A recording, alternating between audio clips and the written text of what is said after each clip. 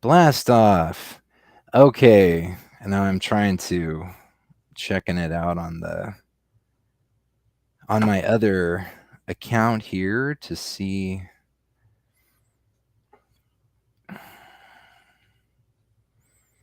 All right. Okay. Blast off. Oh, I just heard myself say blast off. Now I'm talking in a loop. So there will be a bit of a delay. Um, so if you or I say something crazy, it'll, oh, there's 6 people. There's 6 people watching. Fantastic. Right out Really? of the gate, 7 people. That's awesome.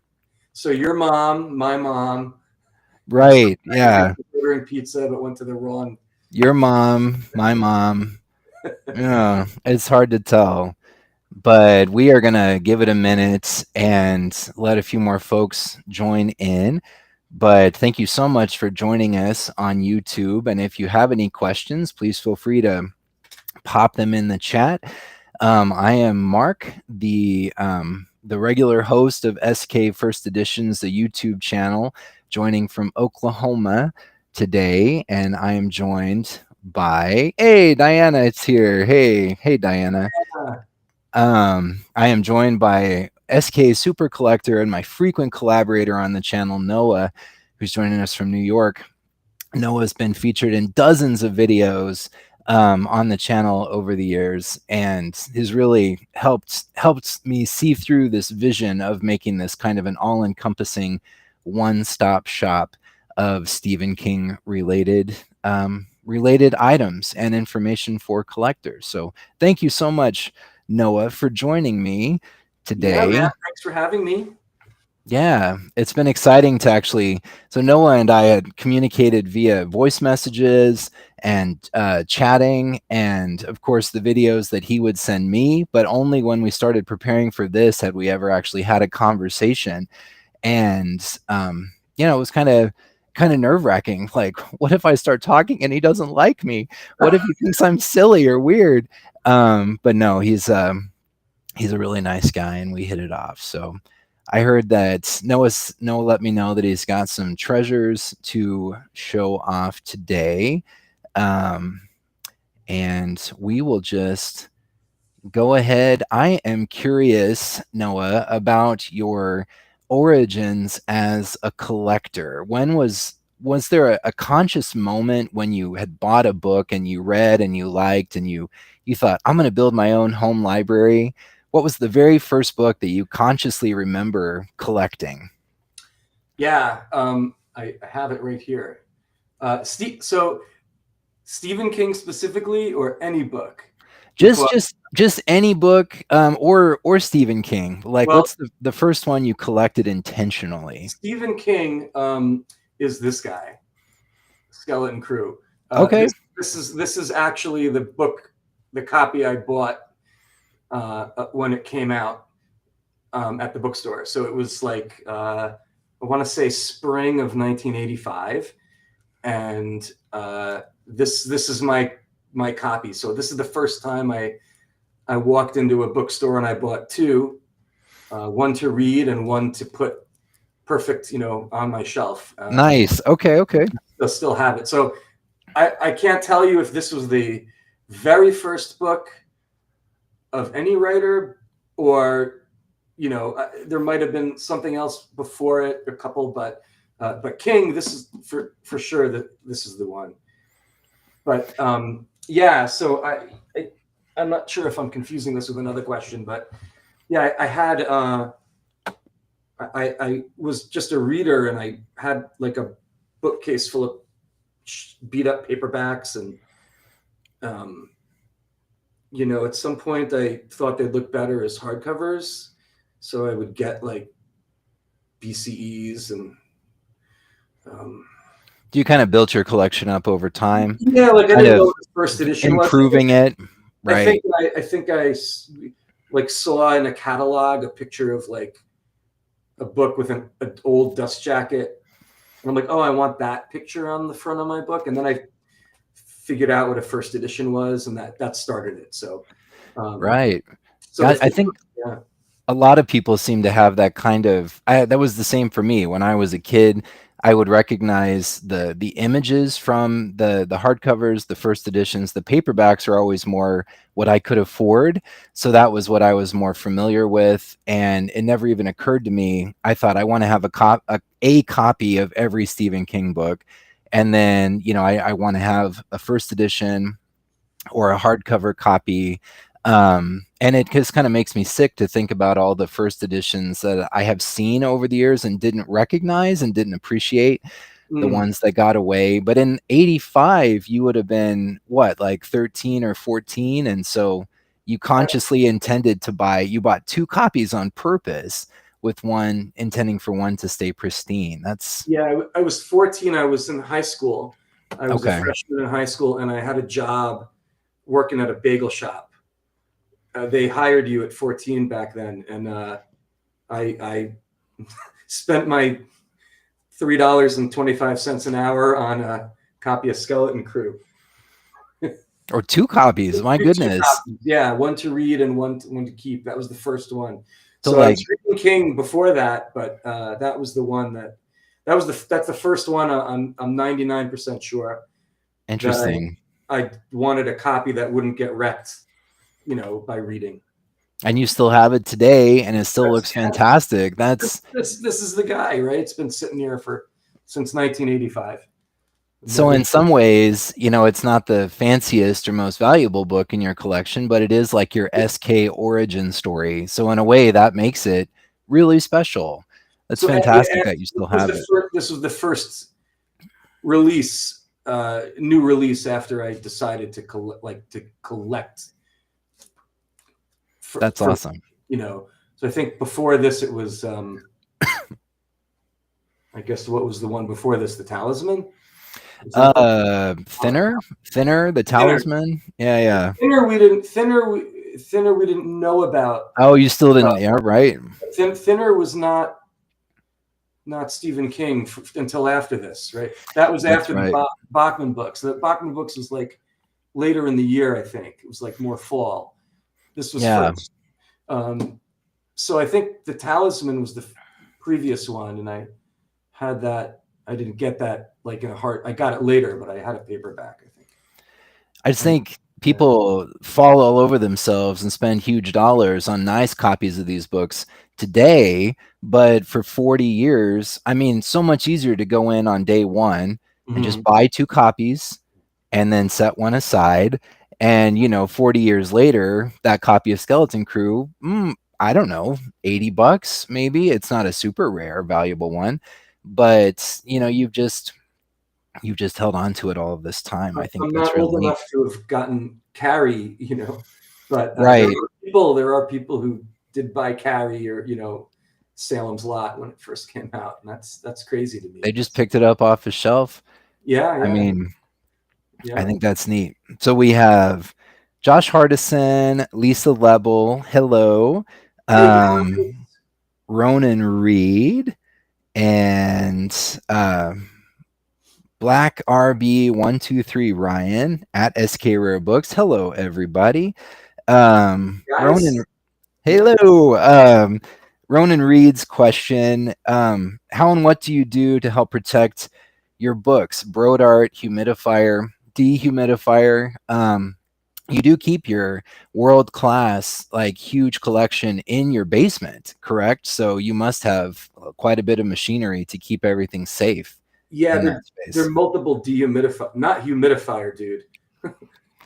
You'll ruin your books. Dehumidifier. He must have meant dehumidifier. Yeah, I have multiple dehumidifiers. Yes, and I do put Mylar on the hardcovers for sure, and the paperbacks are stored in plastic, acid-free plastic, like archival bags. Yeah, exactly. Yep. Got you. Yep. Is there a particular? I want to enjoy the books, so like some people keep their stuff in safes and like I want to look at them. That's the whole point. So I don't really go crazy. I mean, they're kept in a sunlight-free room. The key things are no exposure to sunlight and no humidity. So if you can do that, you're good. But I know you're going to ask me later about tray cases, but or aftermarket tray cases, but it hides the book. I don't like that. Like I want to see the book. Yeah. Well, I thought, I don't know, when I first started collaborating with you and watching the videos that you created, there was this, almost like in this just ridiculous level of reverence towards books. Like people, you buy a case, put the spine into the wall so you can't see it, never touch it, keep it in the original shrink wrap, God forbid. And then Noah just walks up to this like super rare, well, like coveted item, just pull it off the shelf. Not only do you pull it off the shelf, you handle it with your bare hands. You can open it up and you're flipping pages. And I was just like, yes, it was a revelation. Like that's what books are for. At the very least, that's what books are for. And I I've just love dropped a couple too. every time you pull one off your shelf and you handle it, because you're like, oh yeah, mint condition, first edition of Salem's Lot, probably a $4,000 book, and here's what you can look for if you're trying to find one in the wild. And Yeah. I get such a kick out of that. Yeah. Here it is. Speaking of, I was going to show you this later, but yeah, like this is an example of a perfect first edition. that is wild. I mean, like day one, there's nothing wrong with that. But like you want to show it love. right. I mean, to me, they're tactile things. So I'm not going to crack the spine. I'm not going to I'm not going to take it to bed with you. Chocolate on my hands, but you want to I want to touch it and but yeah, I mean, someone offered me like $8,000 for this, and I said, oh no. my gosh. I said no, but it's a crazy copy, really not, but yeah. So do you remember when you picked that one up specifically? Are we talking like 30 plus years ago and it really wasn't that big of a deal? That one, well, I think this is a later question, but, when like in the 80s and 90s, early 90s, you would go into a used bookstore and there would be like, like 15 of these just on a row, and all of the other early books too. And, some of them had like chipping on the spine and, little issues and whatnot, but, it wasn't like today where you can't find a single copy. And when you do, it's $1,000. No, they were like, I don't know, $100 or, perfect one would be like 150, 200, maybe 200, maybe not even, but it wasn't like it is today. Right. Yeah, it was a different world. I mean, even $150 would still indicate a high collectible value, and people were already excited about it. But it was just, it wasn't as rare. Right. It wasn't as like, it wasn't as crazy as it is now. Nothing was $1,000. Nothing. It was all like the first thing that was $1,000 that I can remember was the lettered Regulators, and that was 96. The first book that I can recall that was over $1,000 was $1,500, right? Did you think, oh my God, that is absolutely insane. That's a bridge too far. They're not going to sell those. I couldn't afford it at the time, and I passed. I passed on it. I couldn't. 1,500 might have as well have been 15,000. Right. No, I get that. Yeah, and then it just kept going up and up, and I know you're going to get to that later, but yeah.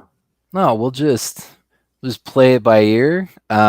We had, let's see, Black RB123 Ryan. Did you collect authors one at a time or all at the same time? And if you did collect at the same time, I commend your ability to retain all that information and always be in the hunt. I I totally get where this question is coming from, because do you know off the top of your head how many authors you actively follow and collect at any one time? Nope. But No, no the idea. I'd have to sit. I'd have to count. Like But go through the library. go through my mental library. But no, I collect. I collected. I always, and to this day, I collect multiple writers. I don't collect one writer. I read a lot of people, and if I like them, I collect them. So I've got at least 20 writer, maybe more, that I collect. But no, not one at a time. No, for sure, no. Gotcha. Mm-mm. Through there at the opening bell for all of these different authors. So it is a a good question. Like, you know, there's groups, there's newsletters and stuff dedicated to different authors. Do you follow just all kinds of online forums to get updates about this particular author has a new book coming out in October? Do you make notes on a calendar, like new new Dean Koontz this day, new Stephen King this day? Yeah. I Kind guess, of. like, even if you don't, nowadays you're flooded with Amazon will say, like, you get so many reminders and everyone's talking about it, so it's hard to forget, but Hard to miss. hard to forget. Yeah, but I guess I write that kind of thing down, but it's not like, oh man, I better watch my calendar. I mean, you can't miss a new release. Right. Well, and it's like 40 years ago, you can go to the bookstore day one, there's a whole row of them, and you can pick out the best copy that you can find, pay your Yeah. $25, and there you go. Yeah, and today too, you could still do that. Yeah. Um, the one and only Alex Berman has joined us, and he's asking about the Asbestos Firestarter. Do you have a copy? I think you told me at one point that this is like one of the ones that got away. You want to talk about the Asbestos Firestarter? I'm almost embarrassed. It's one of the few lettered King books I don't have.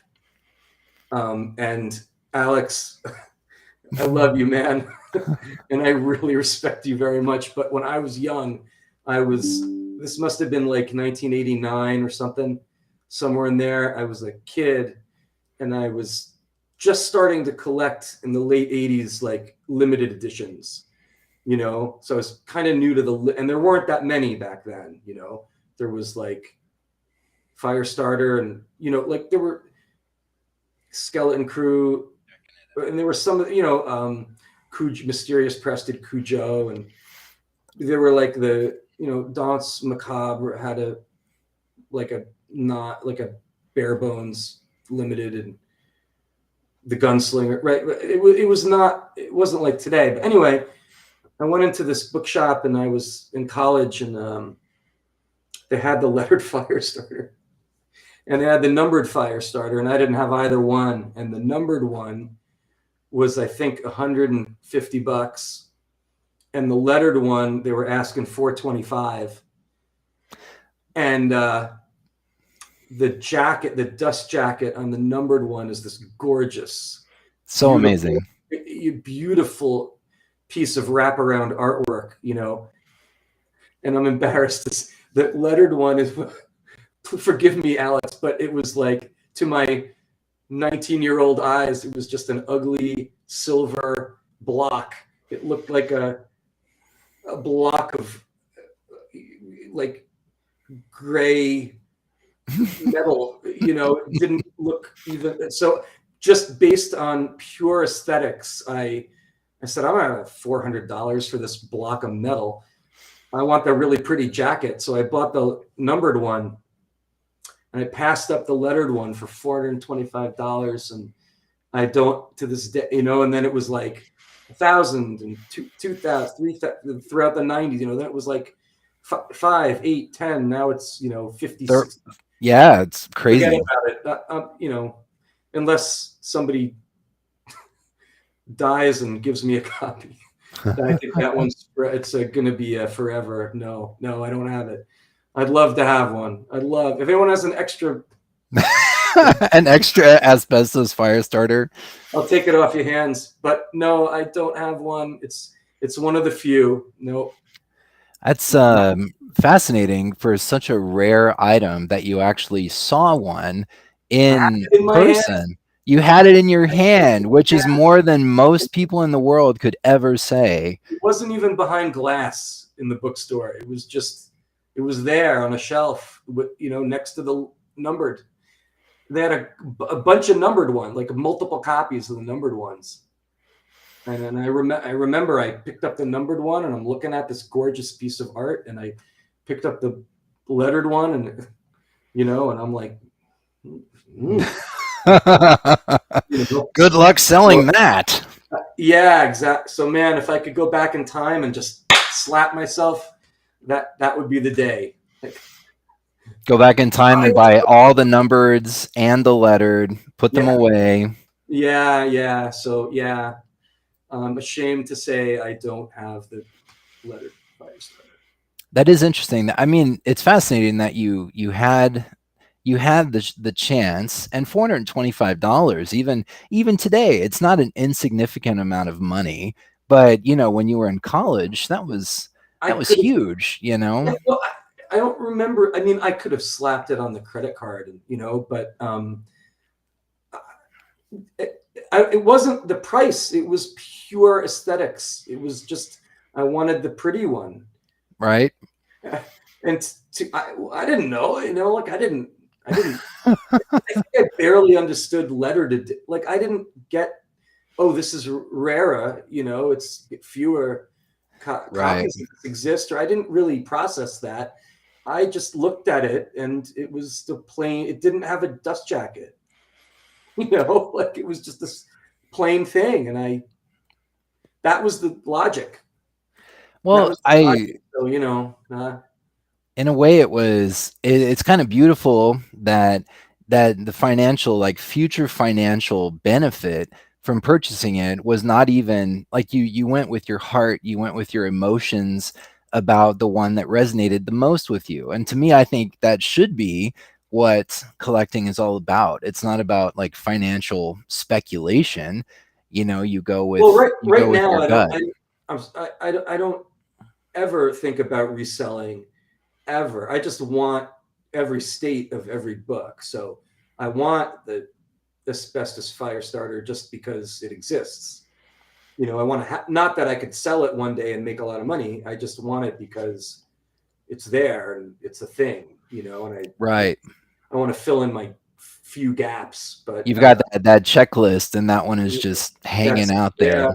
The Stephen King checklist. There are, still a couple of things, and some of them I'm not ever gonna get, because they just can't be had, and that's one of the ones that if I was a zillionaire I could get, but I'm not. So yeah, such is life.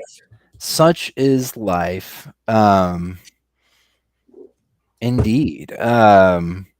Ronan Reed asked the question: do you collect Philip Fracassi? And do you follow his Patreon? Or Levidian, do you follow Brian James Freeman's Patreon for Levidian publications? I don't read Philip Fracassi. Everybody in the world has tried to get me to read Philip Fracassi. Okay. I'm sure he's awesome, but I collect, like 20 to 25, maybe more, 30, I don't know, people. And I'm sure he's awesome. And maybe someday I'll read him, but I just don't want another person to collect, because I know if I love the book, I'm going to want everything he's ever done. And interesting. I just need to save some money. But yeah. No, I don't. I've never read Philip Fracassi, and no, all my book friends are, like, read him. I will someday. I know, but I know. No. Do I follow Brian Freeman? I'm not. No, I don't pay for the Patreon thing. I do. I love Brian Freeman. I love his work. I love his books. His Levidian is awesome, and I don't buy based on publishers, you know. I buy Right. based on writers, right? So Levidian publishes a couple of people that I collect: McCammon, Kuntz. Who else do they do? Joe Hill. Oh yeah, duh, Joe Hill. So I'm on the tracks for those, right? And Brian is like super duper, super cool, and he let me retain my rights for those few writers that I collect without having to buy every single book they do. Oh, So nice. yeah, Brian's a amazing guy, you know.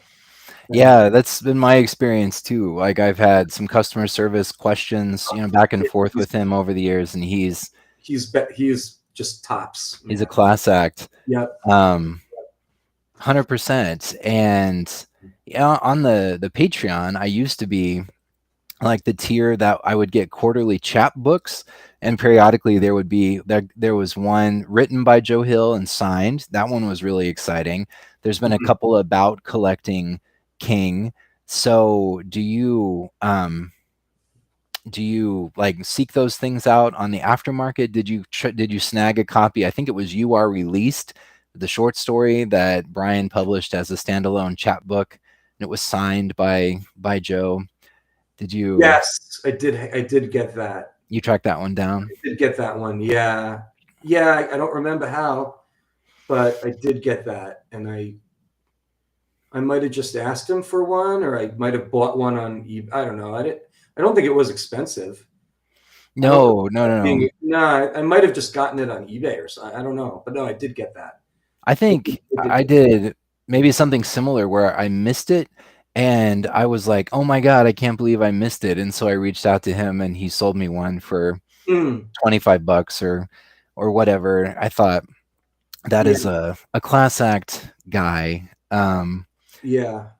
So we got another question about your favorite non-King book in your collection. So of all the other authors, is there a particular thing that you're just really proud of, Like, that you have an interesting story about how you tracked it down? um, I'm so sorry. The question is, what's my favorite non-King book? Yeah, in your collection, like Like of all story. the other authors, is there a particular thing, like maybe from your Shirley Jackson collection or something really older and rarer, where you're just like, man, I'm so proud that I have this thing? Oh, what's my favorite book? Meaning like most rare, or I guess not necessarily, but just the thing that you love, like when you go into your library, the thing that you like to go look at the most, or oh, that's hard, it's kind of man. a curveball question. Yeah, We I just can think about it. Let's see.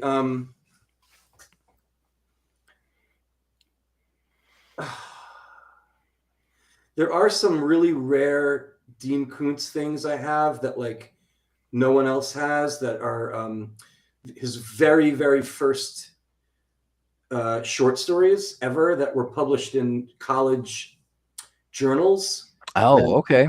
it's the equivalent of like Uberus, you know, for Stephen King. It's something like that. And he published short stories in 7 of those, and I've got a complete set. I think I'm the only person with a complete run of those. Um, that springs to mind. I do have, yes, some Shirley Jackson things that are crazy rare original stories. I have a first edition of Dracula that's pretty cool, and a second edition of Frankenstein, which is Oh my pretty. gosh. Yeah, it's pretty cool. I got some. Yeah.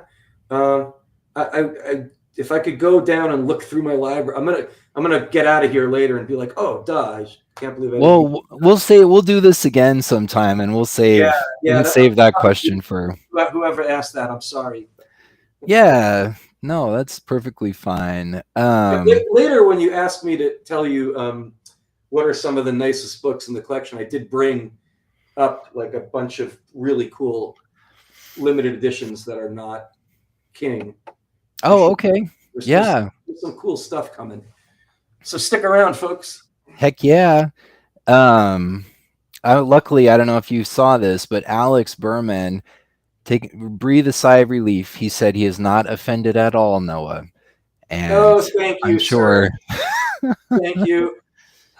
Yeah, someday I'd love to have Alex and maybe Diana too on to pick their brains a bit. I know his story of meeting Stephen King and publishing Firestarter is well documented, but yeah, he's kind of royalty in the Stephen King collecting universe. It's pretty cool that he's hanging out with all of us.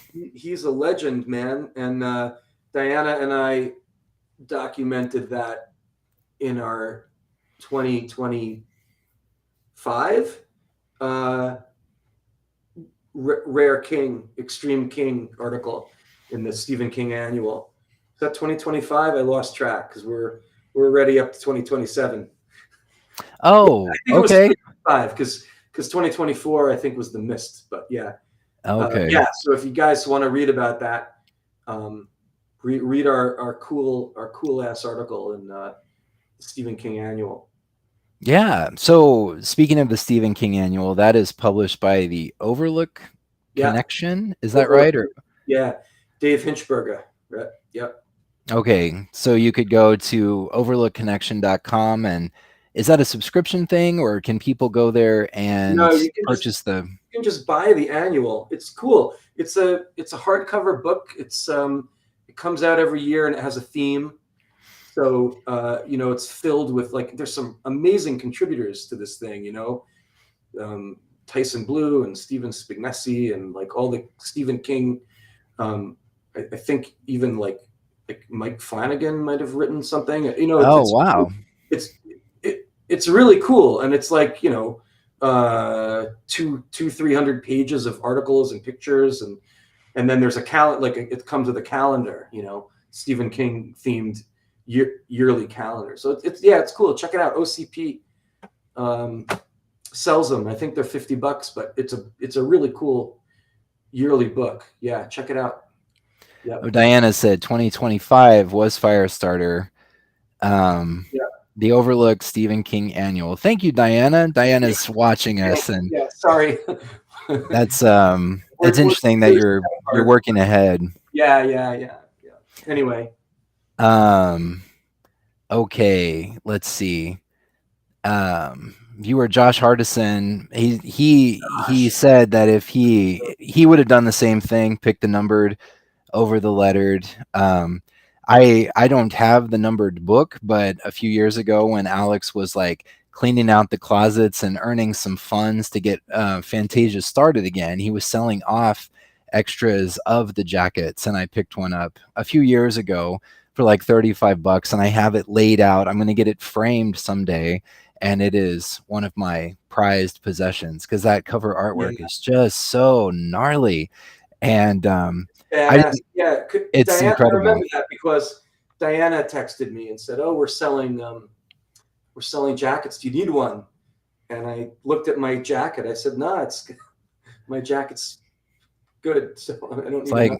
But yeah, spot on. If I had wall room, I would definitely frame that thing. It's gorgeous. Yeah, wall room, cabinet, shelf space. It's always those are the so non-Stephen King, non-book related question, but you obviously have a great fondness for Iron Maiden.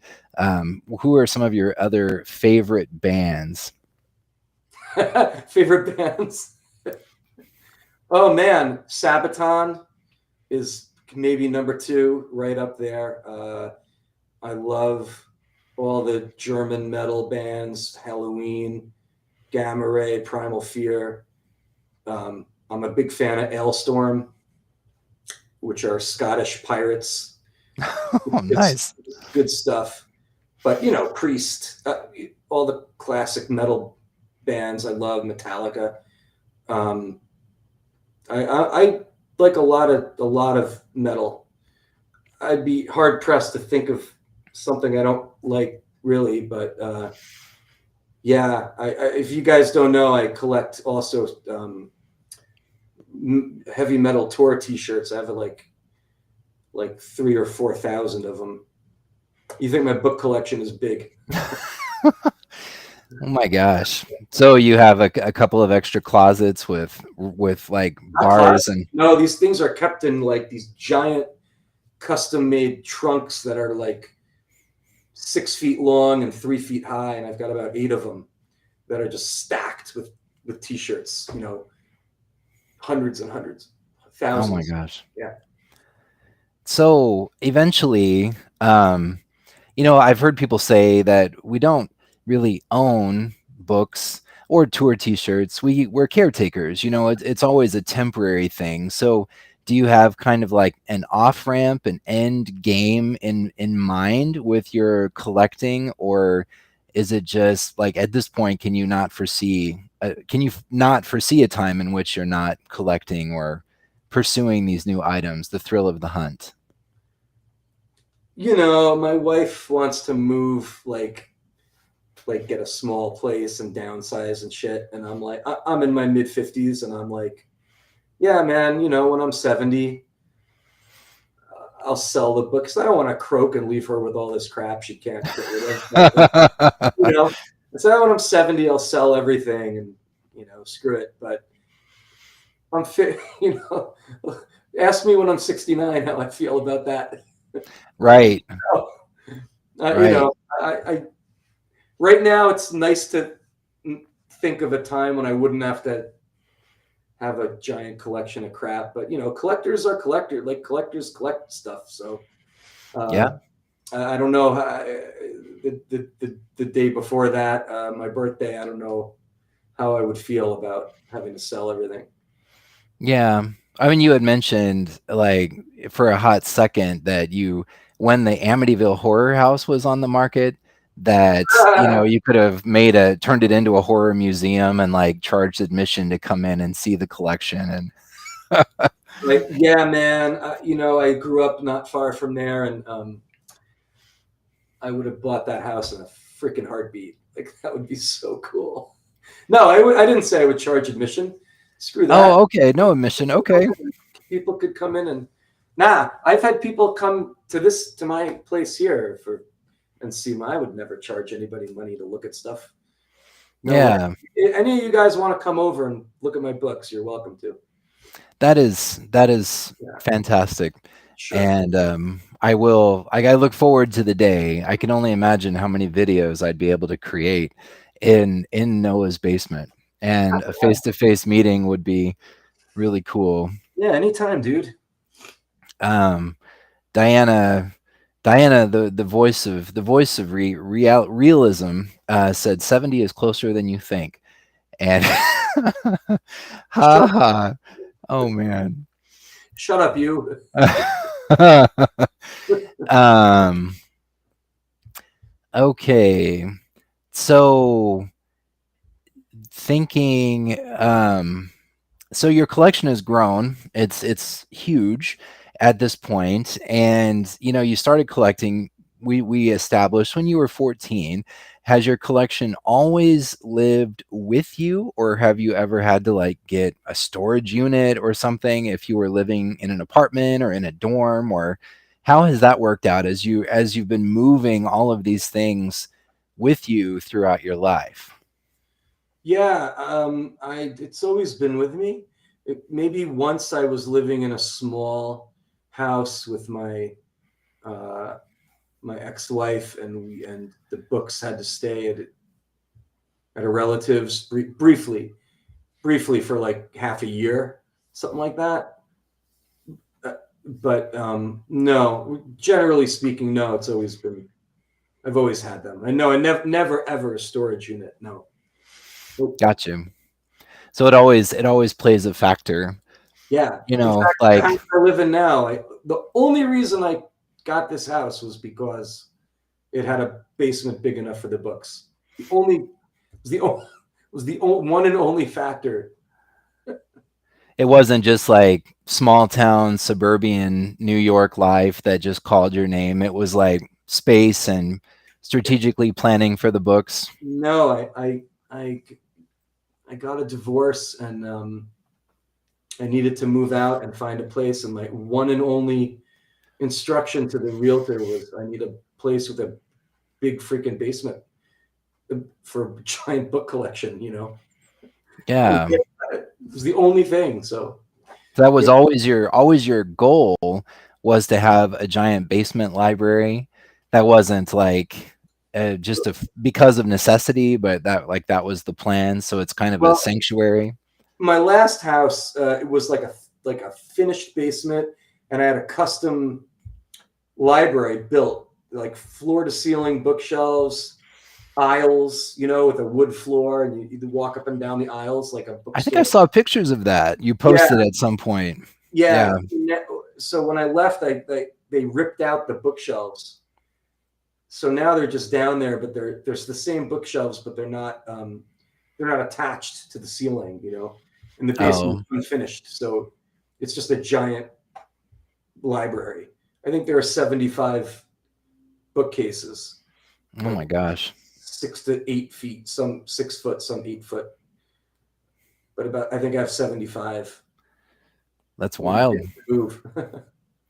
I bet. That's a Yeah. lot logistically. Um, Yeah.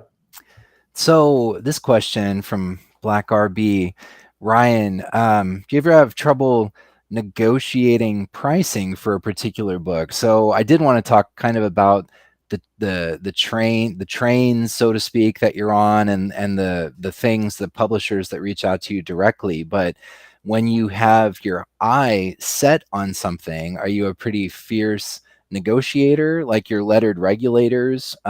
What does that process look like at those like rarefied levels that many of us collectors will never experience? Um, I, I don't know that I negotiate, right? Like, It's just because a price that's listed, and you yeah, I mean, like, you know, as a person who sells books, like, you know, like you have to make back what you paid, and I understand people want to make a little bit of money. So I typically don't like say to people, "Can you sell it to me for less?" Either I can afford it or I can't. got you. You know, like if it's something's out of my budget or out of my, you know, like this asbestos Firestarter, like, you know, it's just not. I can't. You know, I'm not gonna. What are they? 50K now? 60K? I'm not gonna. Oh, something like that. Yeah, I mean, I'm Yeah. not gonna talk. I mean, if I could talk someone down to 300 or 400, I would. I don't think it's gonna Talking happen. down to like 1990 pricing. Yeah, yeah. No, I don't think I negotiate. I don't think I do that. You know, So it's available. You look at it and go, I if can it's do something that, I or I, really want, if it's something I really want, I'll find a way to get it if I can. But if it's just above, if it's beyond my, yeah, I try not to like quibble prices. But yeah, I'm sorry, that's a lame answer, I guess. no, I think that's a really powerful answer. I mean, I think that's an approach a lot of people probably take. Mhm. It is what it is. This is the price. I know you've seen like Fawn, Joe Hill, you and I talked about that, where you looked at what it was and what the list price was, and you just made the decision to let it go. Like you were like, nah, I'm not gonna get that. So I mean, price can be a deciding factor for you, and like, nope, I think that's overpriced, and Yeah, I'm not gonna get it. yeah, yeah, Um, sure. so that's interesting too. So like even if it's an author like Joe Hill that you collect, you might look at a particular thing that comes out and be like, nope. And whether or not it ends up on your list and gives you like itchies later where you're like, oh my God, I should have bought Fawn when I totally could have for $400. Um, but you know, it's not like just infinite funds where you're like, I'll have one of these and two of these and three of these. You have to make choices like the rest of us. Sure. Yeah, of course. Yeah. Yeah, yeah, yeah. That's That's good to know. Like one of the things I used to think about you was that you must be pretty rich. Like, oh my God. And then it occurred to me, like, no, he's actually been doing this for a long time. And he's been purchasing books when it didn't cost an arm and a leg to pick Yeah, them up, I you am know? I am so not rich, man. I, I'm probably the poorest one in this whole group. Not at all. I mean, I used to just be super okay with crazy credit card debt. I just like Oh, got you. Yeah, I, yeah, yeah. I would have like $20,000 in credit card debt. I'm like, who gives a crap, But no, I mean now I sell duplicates, or I sell T-shirts, or if I want something that's really expensive. But no, man, I'm not at all rich. Not at all. I'm a martial arts teacher, man. I am not. I'm not a heart surgeon or no, But no. a small business owner, though, that's pretty Yeah, impressive. but it's not a Dinah. It's a karate school. Like, I'm not a rich person. I No. do. I appreciate your Yeah. candor and your willingness to talk about like what definitely seems to be a taboo subject. And I see on the collector groups, like people will ingest. They'll be like, oh, sure hope my wife's not home when the box arrives, or I'm gonna have some tough questions to answer. Like Right. that's kind of funny, but that's also kind of scary and sad too, and it's like the financial aspect of it is just something that people don't really talk about all that Yeah, much, but yeah, it's real. yeah, um yeah. it's definitely real. So uh let's see, got a couple of additional questions. Tape on Brodart, yes or no? So when you put a miler on, do you trust the folding and the creasing to hold it in place, or do you pop some tape on it? I think I know who asked that, and Sean Ryan. you bastard. It's a bait. It's not a real question. He's baiting me. Yes, Oh, okay, okay. yes, tape. Yes, lots of tape. So much tape. Is It it duct tape, electrical tape? Duct tape. Yes, duct tape. Gaffer's tape. Heavy, heavy super glue is like, you know, Uh, wet cement even. what? Oh, Just wet cement? glob it on there. Uh, okay. So, for those people who might be legitimately interested in the answer to this question, I would say no to tape. Like that would be my legitimate, like, serious answer. I don't No, tape my Mylar. I just crease the hell there- out of it, and I'll tell you what this is. We have a little um, group of a few of us, book collecting group on in Facebook Messenger, and it's I put tape on my Brodarts. Yes, I use tape. I mean, it's the backs of the Brodart is paper, and Diana does not use tape, so it became a back and forth thing. And I said to her, like, what do you think Scotch tape has on it? Like alien blood? It's going to melt through the paper. It's the amount of acid on Scotch tape is like super minimal. The the the tape on this jacket is 40 years old, and it still hasn't eaten through. I mean, it's tape. But no, I don't think tape does anything to damage a jacket. I always use tape, but it's just kind of a running gag in our group. That's why he asked that.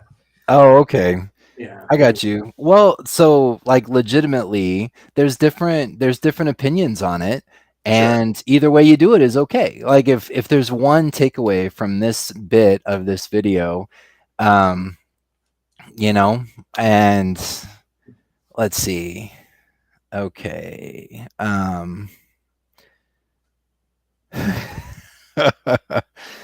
uh, um, let's see. Which item took you the longest to find?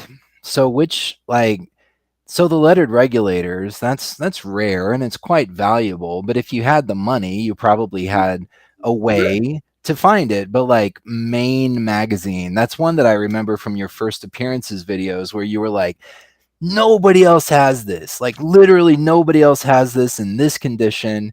Yeah.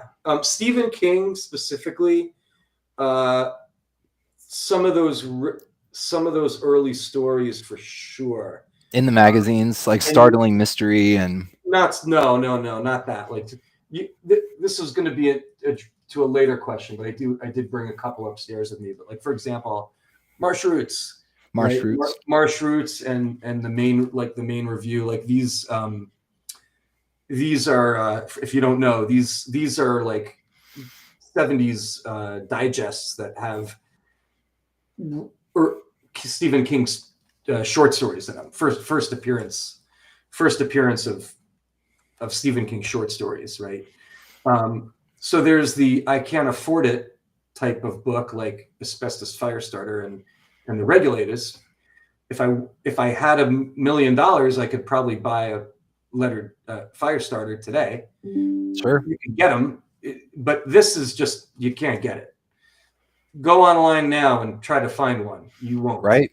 So things like these guys took me decades because I started collecting the short story. I know you're going to ask me this later, but I started collecting the short stories, fairly early on.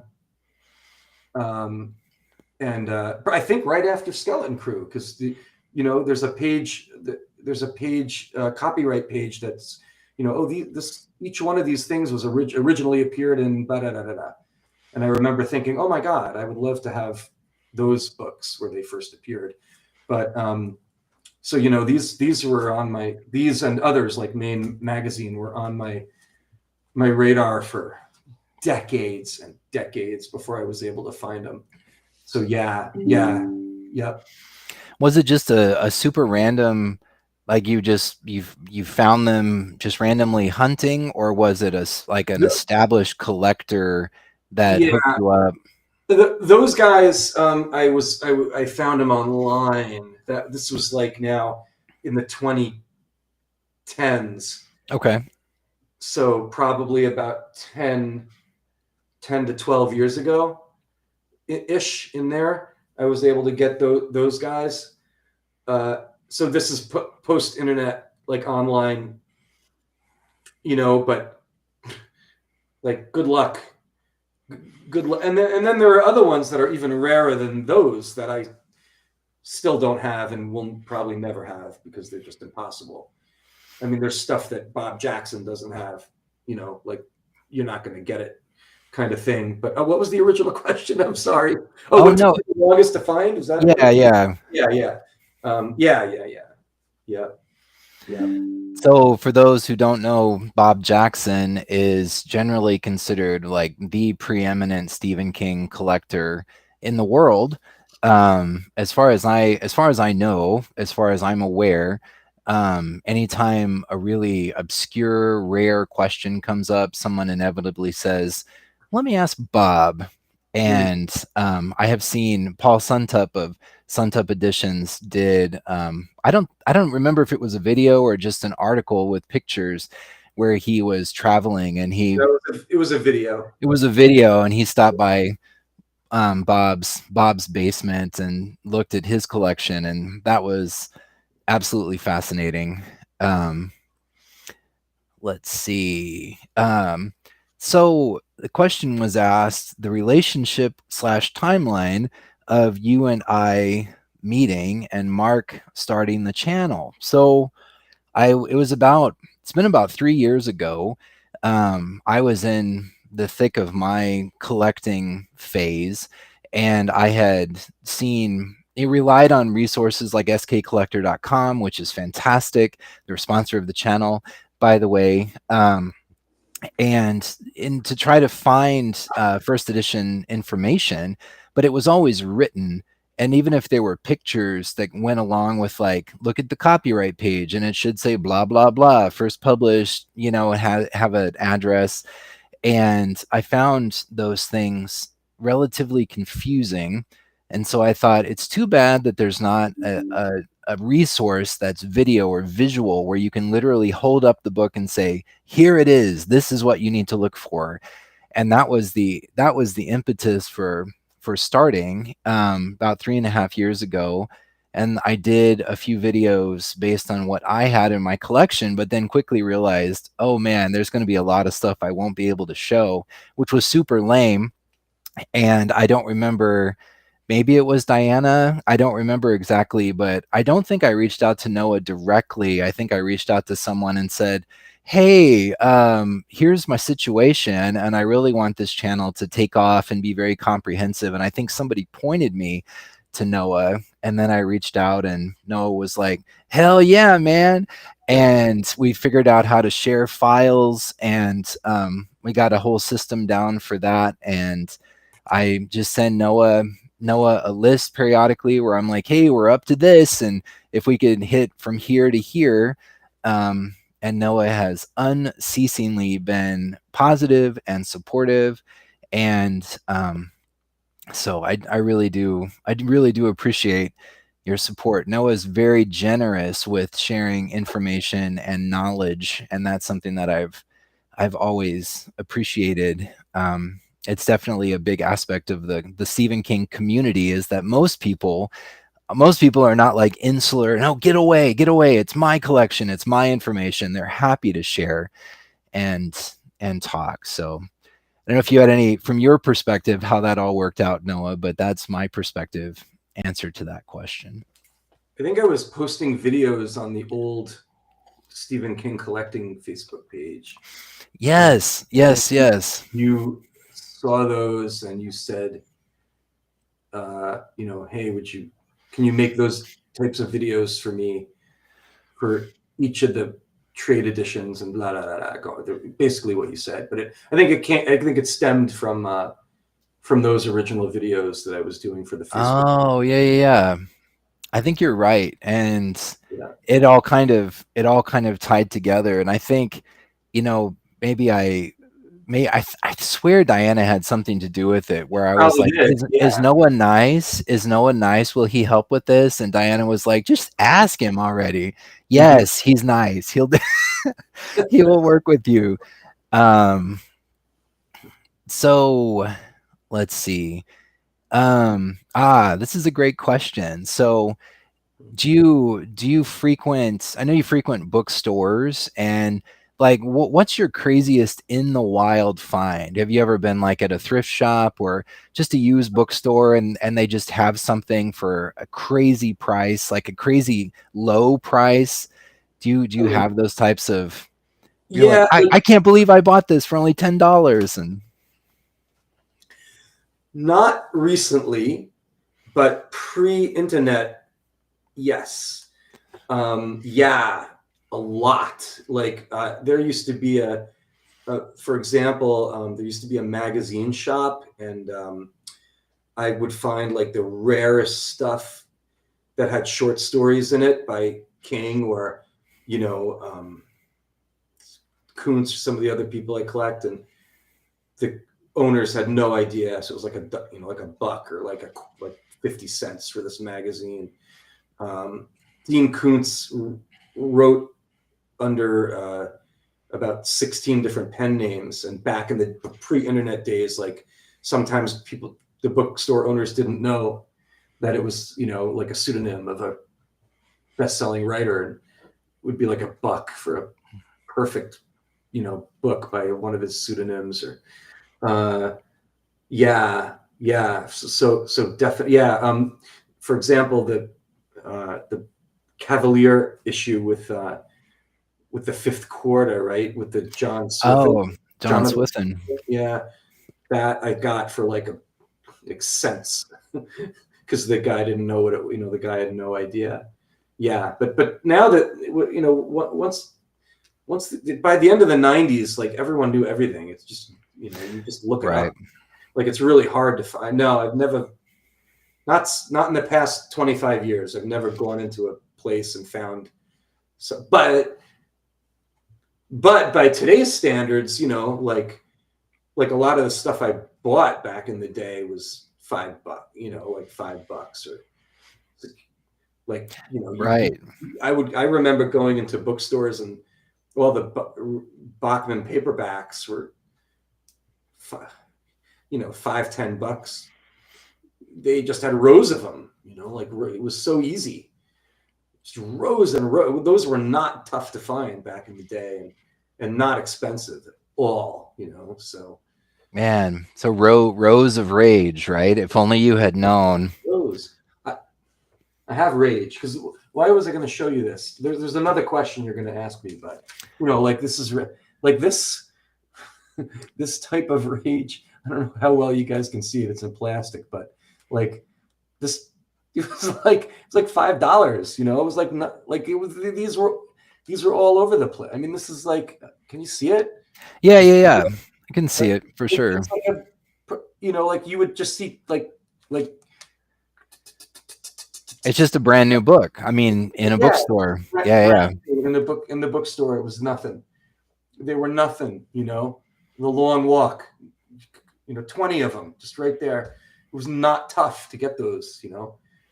It was not tough. It was not tough to get Salem's Lot, but the sellers knew what they were. It just wasn't expensive. But no, yeah, I did find some pretty cool stuff back in the day. You know, maybe not so much King, other than that one issue of Cavalier, but like a lot of other people.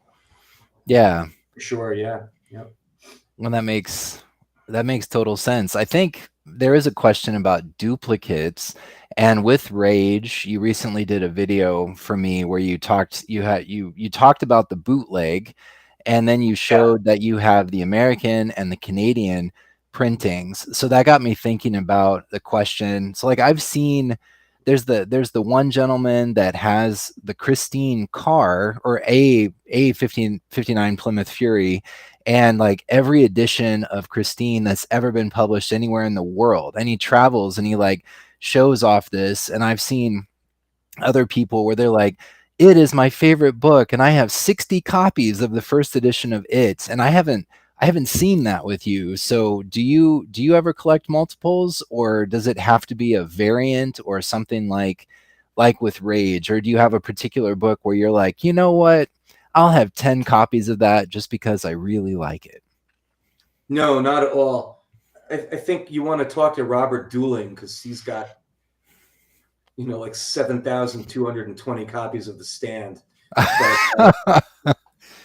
But no, I never ever want more than one copy of anything.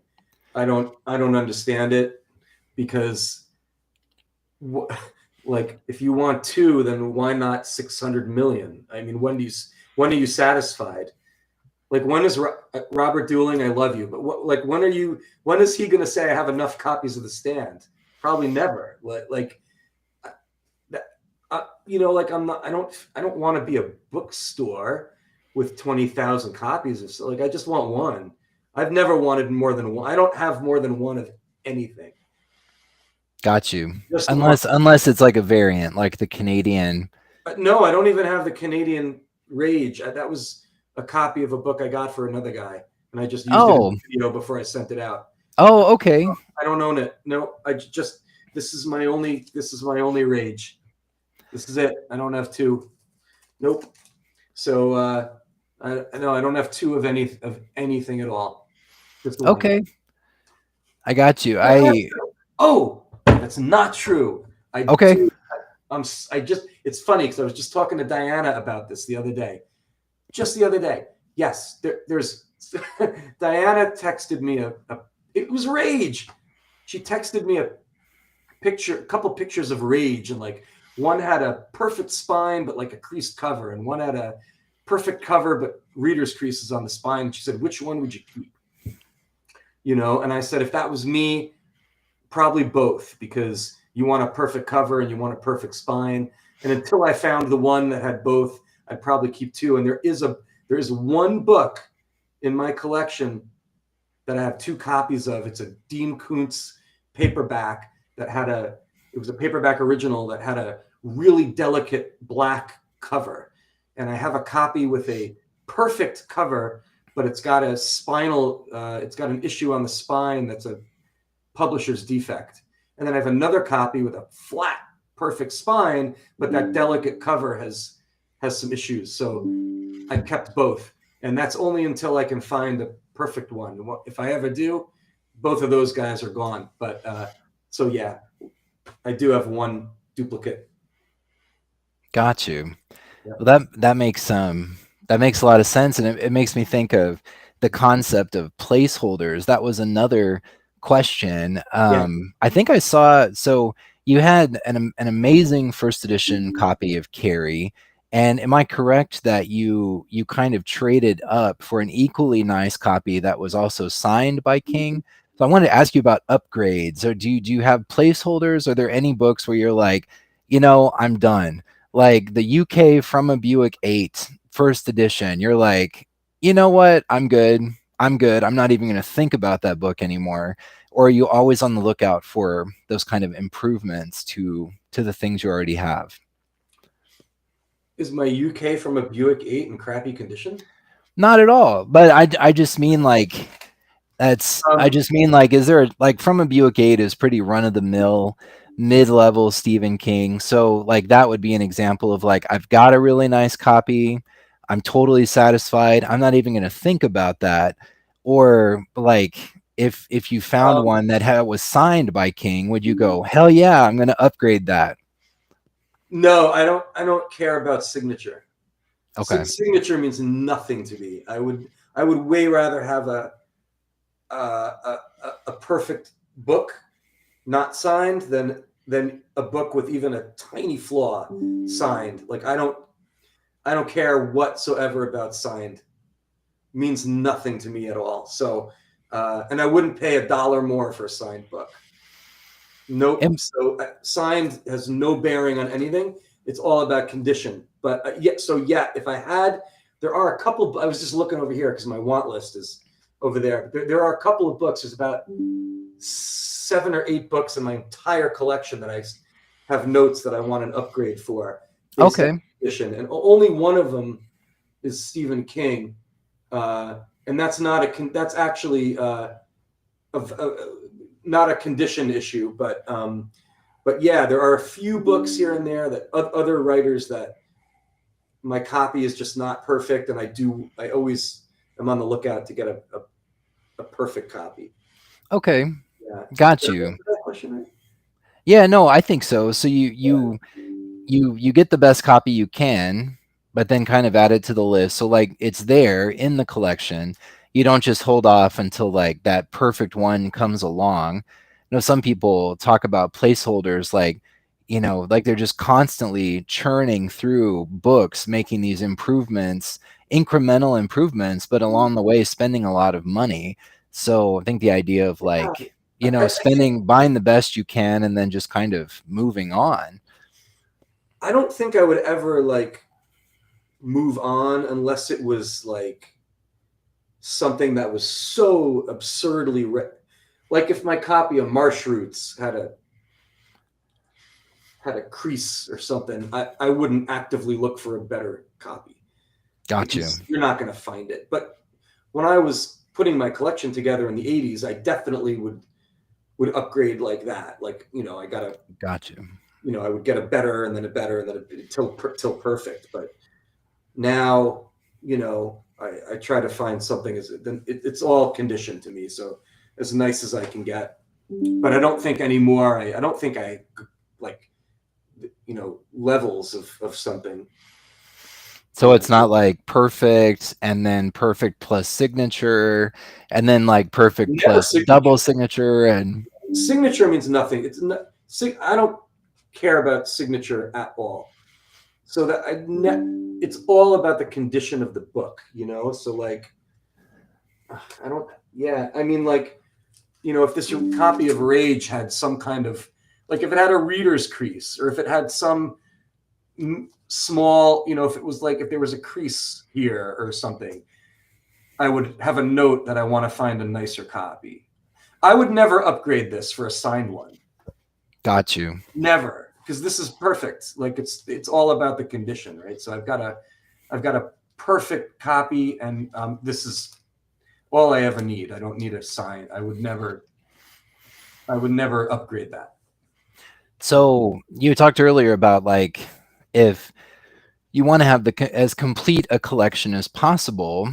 And so when it comes to the signed limited editions, there's some really beautiful ones.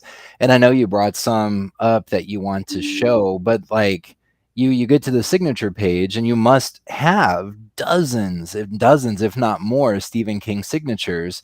But it's not so you're just like, yep, there it is. He signed the piece of paper, but look at the beautiful book, and now it's part of my well-rounded collection. I got you. And you always Yeah, show the signatures, but you don't like drool over it or like rub it and go, you can feel the pen imprints in the paper, guys. It's never no, anything like that. like I go to book signings and I'll get a signed copy of his books, but I wouldn't pay more. Like when I go to a Stephen King signing, you're paying issue price for the book, and he Yeah. signs it. Like I'm not going to pay. I wouldn't pay $2, but I'm not certainly going to pay $600 for a signature. It's not my thing. I know a Yeah. lot of people do, and hey, great, good for you guys. But Yeah. go for what makes you happy. I'm just as happy with an unsigned copy of a book as I am with a signed copy. It does not have to be signed. Well, that makes perfect sense. I mean, and there's so much money to be made that you see the prevalence of the posts on the rare groups where someone posts a signature and they're like, yay or nay, I can't tell. And then you get 50 people weighing in, and most of them might say, it looks great to me. And then two or three people are like, no way, man, you can tell because of the slant on the K and the loop on the G. And it's just like, there's no way to know 100% unless you actually saw him do it, or it's one of the signed limited editions. It just Yeah, I seems mean that's not the reason why that it might be fake. I just don't care. It's just not. I don't care. Like it's just not. right. I don't. Like if I have a signed copy, cool, but it's not the thing I want to. I'm not going to pay more for it. Yeah. Did I answer that question? Yeah, you did. So did you get a signed, do you have a signed carry? Did I see that, or was that That was that was beside the point. Like the fact that was signed was not the reason I got it. I got it okay. because Okay. my older copy had a slightly frayed spine tail. Okay. I just Okay. wanted a nicer jacket, and the book Okay. had to be signed and whatever. So Got you. it wasn't that I wanted a signed one. Okay. No. No, that is really good. That's really useful. Yeah. And Ronan will hear this. You can look up Robert on Facebook. Ronan's like, I'm a big fan of The Stand. I'd love more friends. But you can definitely look up Robert on Facebook, and he's a really good guy, and I can try to connect or send more information after. Um, and so I think you've kind of covered this about signatures, but you have shown some of the UK limited editions that look pretty bare bones, and it'll just be like literally a sticky note. I mean, if tape is potentially damaging to, like, arguably people don't use tape, the idea of like taking a sticky note with whatever adhesive and slapping that inside the front cover of a book is pretty ridiculous. But you've seen it, like you've shown lots of things where it's on a sticky note, or it's on just a card that Stephen King signed and the publisher like stuck in the book. So I don't know, some of those seem like they seem cheaply designed and cheaply conceived. And so to me it's almost like, I don't know, Stephen King signed the piece of paper, but it truly doesn't add much to the appeal of this book, because they could have slapped that piece of paper in any book. It's just the lengths that people go Yeah. to. I mean, like, I think, the British Limited of Rose Madder, right, has a sticky, Yeah, or like, like the Nightmares and Dreamscapes, or yeah, but those are large press limited editions, right? Those are Hotter and Stoughton, I think. Hotter. yeah, They're large presses. They're not small presses. They don't put the love into the production that a small press would. They're a huge conglomerate. They don't give a, it's a way for them to make some extra money, so they toss off a few, 100 leatherette bound, but what, they're not yeah, really. I mean, I have it because you have to have a copy because it exists, but they're not they're not made with the love of book production the way Alex and Diana would, or Brian uh, of Levidian would put into the production of their product. yeah, Yeah, so yeah, they don't give a crap. A sticky note, right. find a card, whatever. It's just money to them. Yeah. Yeah. Well, so I didn't mention this up front, but we're going to stick to around 90 minutes. We got about 15 minutes left, and I'd like, you We brought have, some, we have like a bunch of questions we haven't even I think touched. we've been keeping up, I Okay. think. Um, but I did want to give you a chance to do a show and tell and show the things that you chose to bring up and kind of talk about why, particularly beautiful thing, particularly rare, particularly not beautiful, but everyone seems to think it is. Okay. So one of the questions you gave me was, I think you were saying, what's the most underrated and what's the most overrated Yep. of the signed limited editions, right? So underrated, my instinctive answer to that was this guy, which is Sleeping Beauties, right? This from CD. I don't know how many of you guys have held this. It's this really gorgeous, oversized, beautiful tray cased book. Can you see it? Yeah, yeah, yeah. Hold on, let me stand up. It's got like a silken lining inside Oh the yeah, well, it's like this is like, yeah, it's like I got a satin. They all do, but it's a beautiful, gorgeous book, right? This thing is like just a beautiful book. And look at this tray case. I mean, it's great. You won't appreciate it seeing it on a video, but my first answer was this, and I was talking to Diana, and I was like, Mark's going to ask me what the most underrated limited. I'm going to say Sleeping Beauties. She says, no, everyone loves that. Everyone talks about that one. I said, really? Okay, I so don't know. I think Sleeping Beauties itself is underrated. well, we're not talking about the novel. We're talking about the production, right? I Right. agree with you, but so if I had to rethink it, I kind of went on a second thought, and then I came up with Faithful. Faithful. Look at this, right? So this is Brian's book. This is his pre-Levidian Lonely Road, right? This thing is badass, right? So it's got this beautiful wooden slip case. It's like the old Dark Harvest, right? Those wooden slip cases, but Oh, yeah, yeah. like it's got rounded, it's got beveled edges, and like it's got a felt interior that those Dark Harvest ones didn't have. I don't think anybody talks about this book, and it's a beautiful book, right? Look at this thing, Oh, beautiful wow. book, right? But this is super cool, and they got the letter actually engraved into the wood, right? So each tray case or slipcase is unique because it has a different letter on it. And this, like, I don't hear anybody ever talk about Faithful, which is my far and away least favorite Stephen King book. I'm not a baseball person. I couldn't care less about this. it was torture to read, but this production is super awesome. I think this is maybe my final answer for most underrated Stephen King limited edition. That is beautiful. It's a beautiful book. And then overrated, of course, is the double day limited edition of The Stand. Oh, I love it. This thing is the worst. It's the worst. You know, everybody wants this for some reason, and it's, you know, it's it was published by, you know, it's a large press. Okay, it's in a box. It's in a crappy box.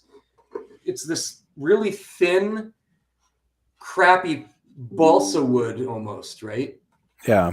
Okay, it's like balsa wood, and the book is like one of those Barnes and Noble classic leather, you know, like Dracula or Dickens. You know what I mean? Like, right. It's got this like crappy gold text block, and I don't know. I mean, I know there were 1,250 of these, but it's just not a,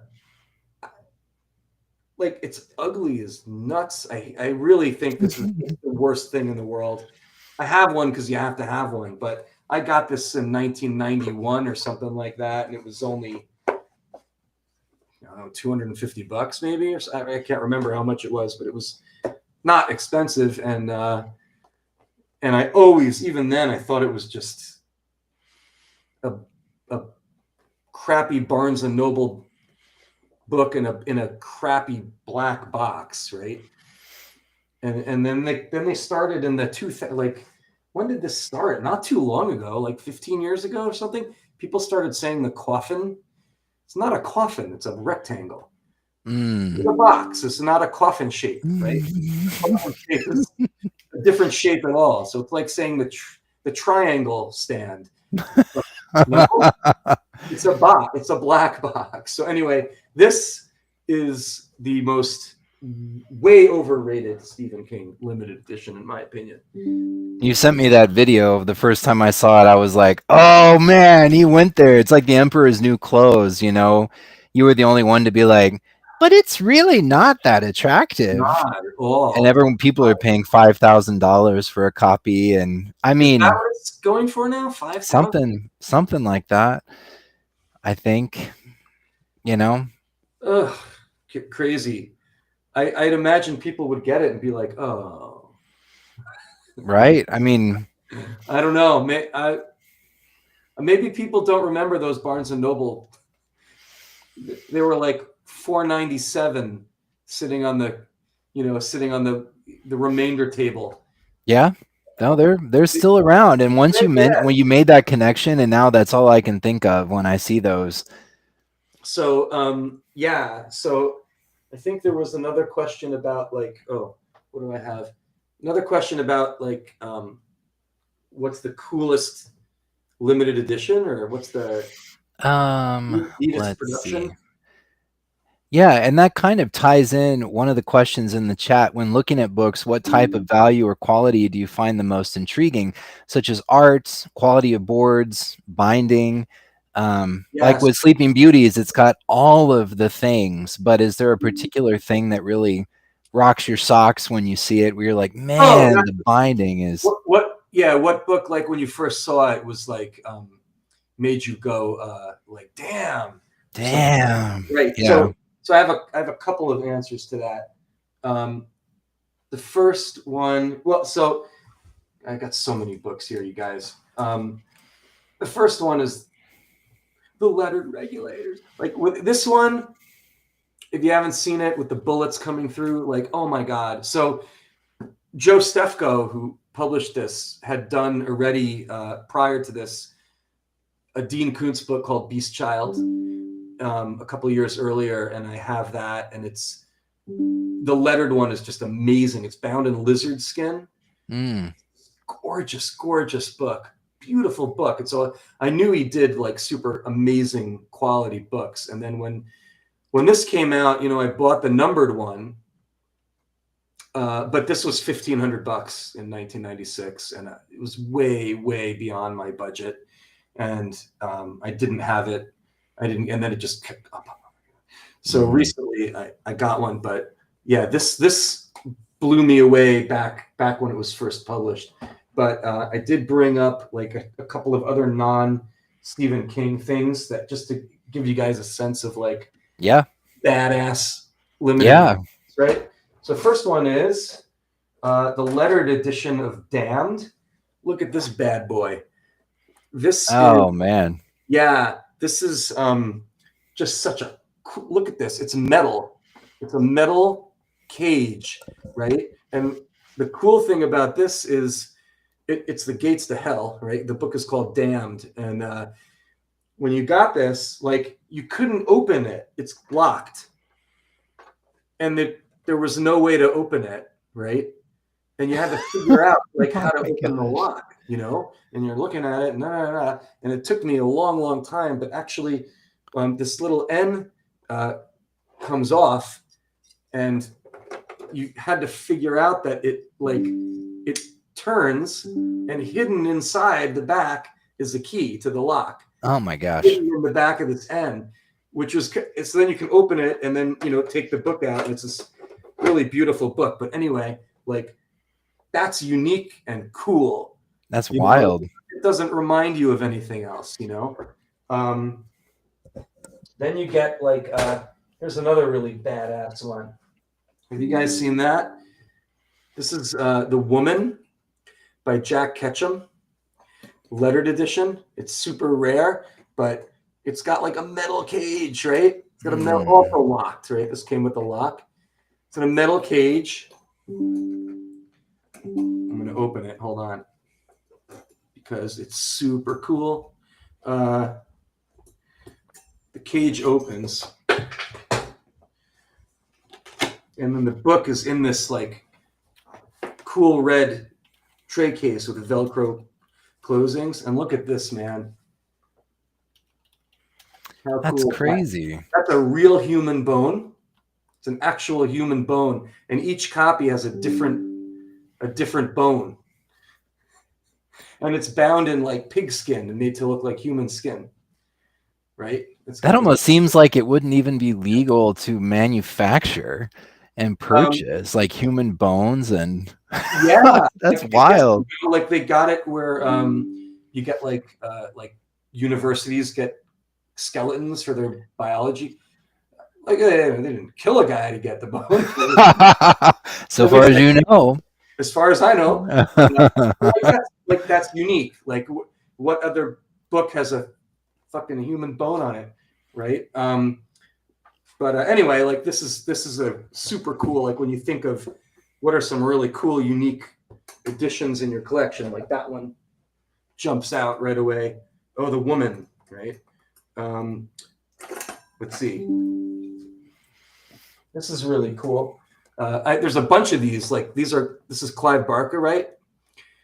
This one is the Body book, the lettered one. I think they did 12 copies of this, but check this out. Like each one comes with a different drawing by Clive. Oh man! Look at the book. It's bound in like fake. I guess it's fake, like alligator skin, kind of blue, dyed blue. Like look at that binding. That's like just such a cool. That's crazy. The texture is really cool. I mean, and it's got cool end paper, gold end papers, and you know, let me find the limitation page. 12 copies, 13 copies, 13 copies, right? It's like that kind of thing. Just really a cool one. Wow. And then lastly, this might be my favorite book. It's just so cool. But The Lettered Horns from Suntup. Yes. You know, this is a box. Okay. Compare this to that crappy stand. That's balsa wood. This is like a box, man. You know? And I don't know if you guys have ever seen this book, but it's just unbelievable. Hold on. Got to get it out of here. You have to like open up the hatch. You open up the hatch, you know, and look at this, right? It's got oh my gosh, beautiful quarter leather binding with these embossed pitchforks, and this is a piece of solid 14 karat gold in the. Look at that. Oh my gosh. Those like That, unbelievably cool. You can't really see it.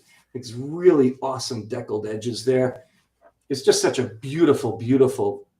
Look at the end papers, right? Beautiful book. I could go on, but I mean, this thing is just that's wow, massive. right? Yeah, massive and just like wow.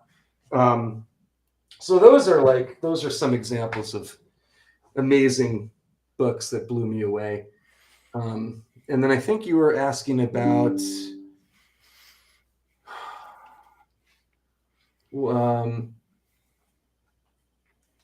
one question was like, what do I read? Like, do I ever read the books, or do I have extra copies? Oh yeah, I think you touched on that. Like Skeleton Crew, you got 2 copies, intending that one would be read. And Yeah, then, so what do you do with your reader copies? So like you've read it, you're like, I'm good. You yeah, just they're gone. I get rid of them, but I'll always get a reader copy unless it's something that's so crazy, rare that you just can't find a second copy anywhere. So like, Dean Koontz wrote a whole bunch of porn early on to pay yeah. the bills, and so like here's an example.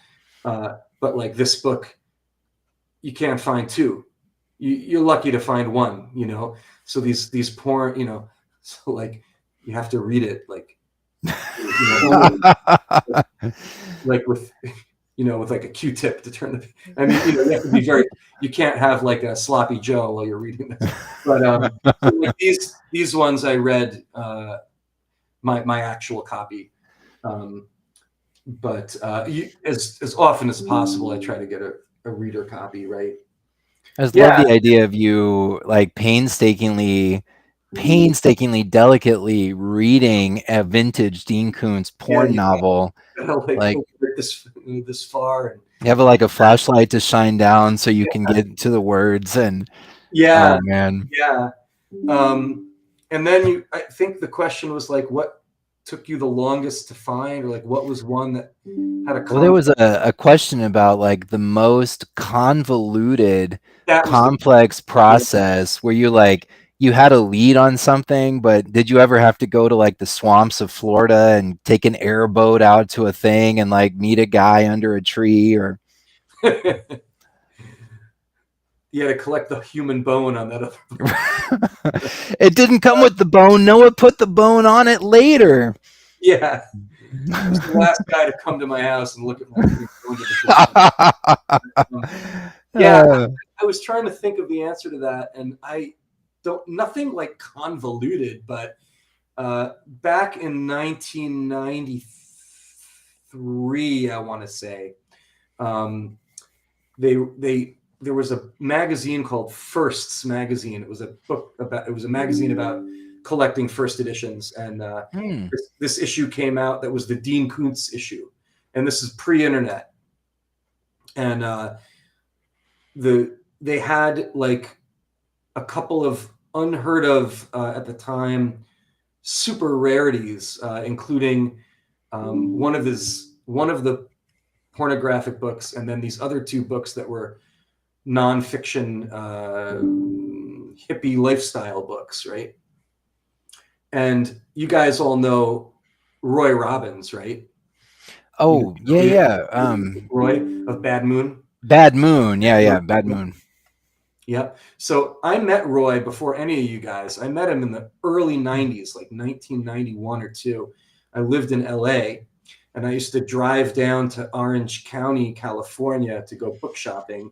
And they had these crazy bookshops down there, these rare bookshops. And Roy was a young dude, and he had a little booth in the back of a bookshop, the back of someone else's bookshop. This guy named Dennis Nix, he had a bookstore, and Roy ran a little tiny booth like way in the back. And I like befriended him, and we would talk about books, and he had like, I don't know, like 50 little books to sell. And so we became really good friends, and I've known him for 34 years now. way before Bad Moon, and this issue of First Magazine came out with Dean Koontz, right?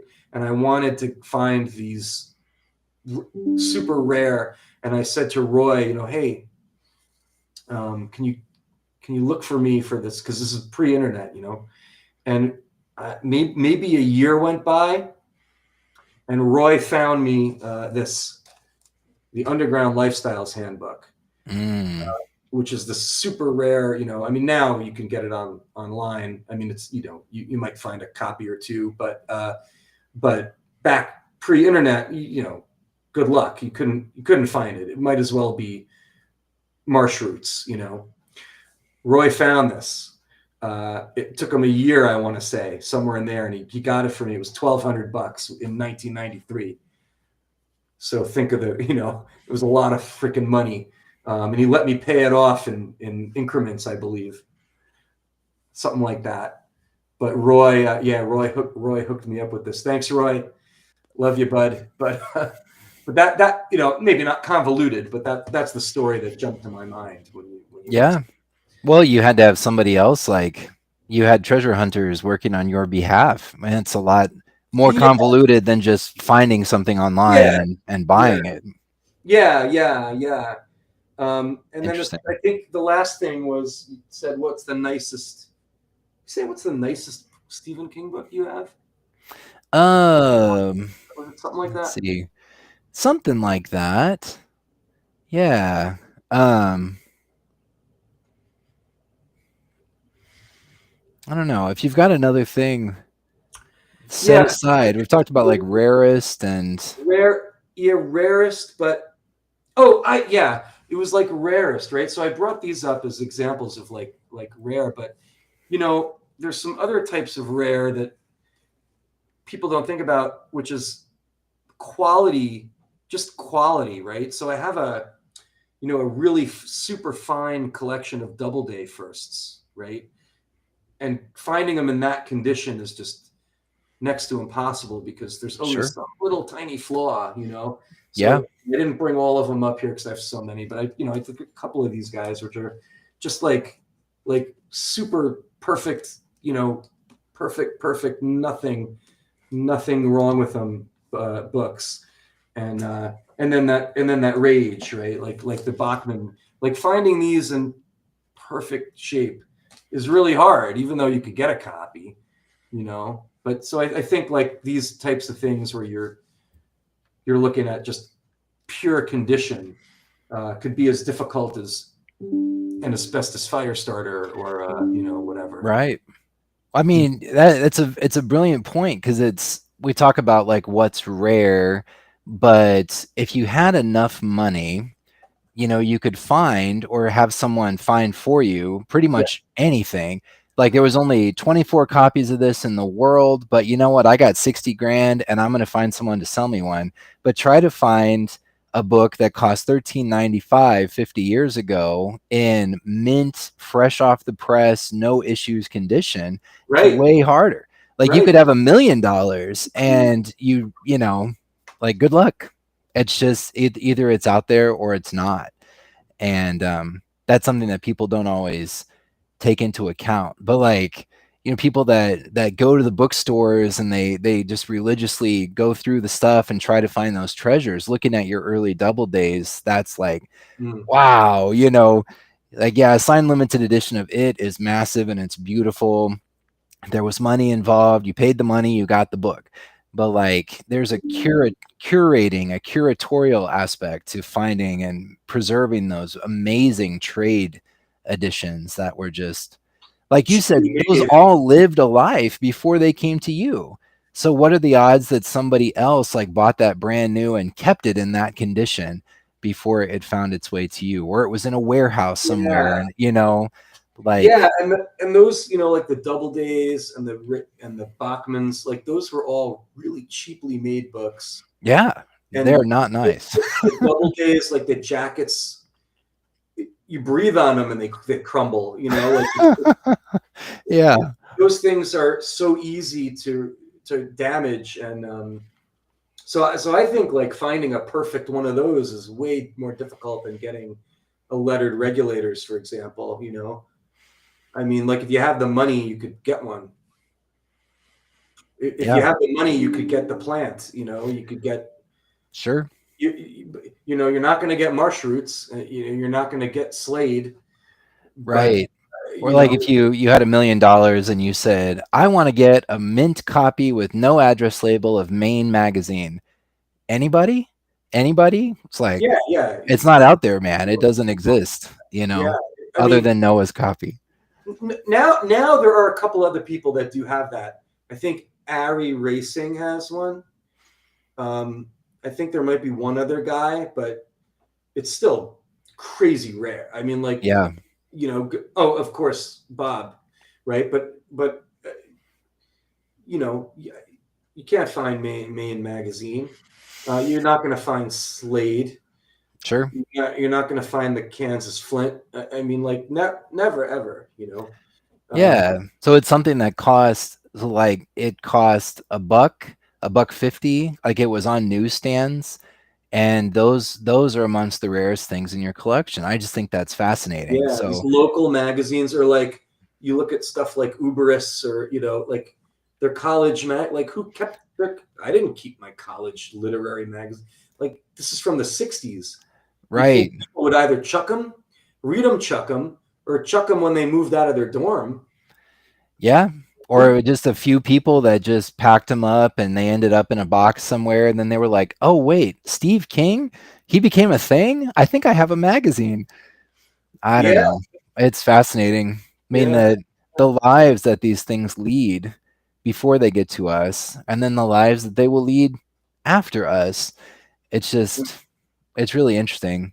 Mm. Um, but do you have any, this has been fantastic, and I look forward to doing this again. I have a feeling that there will be more questions and more things to touch on. But did you have any final words of wisdom for collectors who, like, they look at your videos, they look at your collection, and they're like, oh my god, I'll never get there, I'll never have what he has. Do you have any final words of wisdom for collectors who might be just starting out, or they're on limited budgets and they got to be pretty choosy about what they pick up? What would be your advice?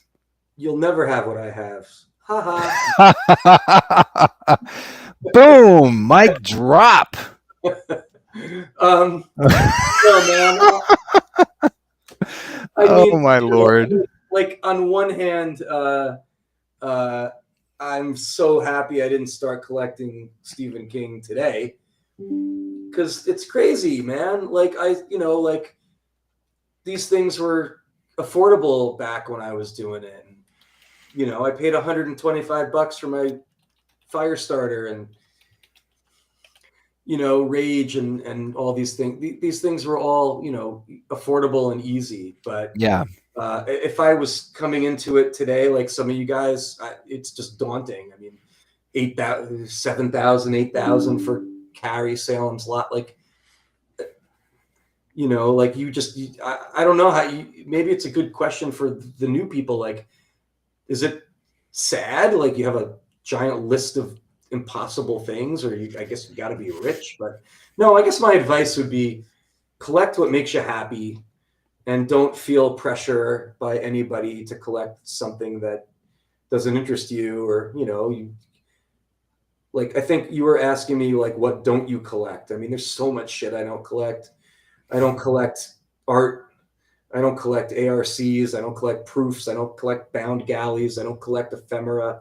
I don't collect, foreign language editions. I don't, so much. You got to draw the line, Yeah. So just collect what makes you happy, and don't let it overwhelm you, like, Yeah. and, and branch out, maybe, because even though Stephen King is crazy, like, you could collect F. Paul Wilson, you could collect Dean Koontz, and some of these guys are just as good, and they're way more affordable. Or even Joe Hill. Joe You Hill. know, Yeah. Joe Hill, he'll sign books at list price through Water Street. And, if Yeah. that means something to you, then you pay a little, and he'll even doodle it and say, hey, Noah, thanks for the support. and it costs list price. Like Yeah, that is amazing. yeah, we just went to the King Sorrow signing a couple weeks ago. Oh, awesome. That's Tom fantastic. Cook and me and his cousin and my wife, and we, like, yeah, it's great. You meet him, you hang out with him, and he signs your book. Yeah, It's great. that's awesome. I love that picture. Um, well, thank you. Thank you very much. We're going to let the dust settle, see what questions we might still have or things to share, and hopefully we'll schedule another one of these. I've tentatively planned to have the first Sunday of every month set aside for a live stream, whether it's just me rambling on about whatever pops into my head or hopefully having a special guest. So anyone who's watching, anyone who sees this later, if you have an interesting story to tell and a perspective to share, feel free to reach out and let me know, and we'll keep this going. But it's been great to actually talk to you, Noah, and converse with you. You're a cool guy, and I really appreciate all the support, all the videos, how patient you've been, and how supportive, and you know you're you're my Stephen King bud, and I appreciate you. Yeah, thanks, Mark. Thanks for having me. And you ever get out of Oklahoma and come out east, One of these days. see the stuff in person, and anybody else. And thank you guys for sitting with us for, how long has it been? An hour and 45 minutes? Something like that. Yeah, it's gone by quick. You all have an awesome night. Take care, man. See you in part 2. Yep. See you later. All right. Bye, Bye. everybody.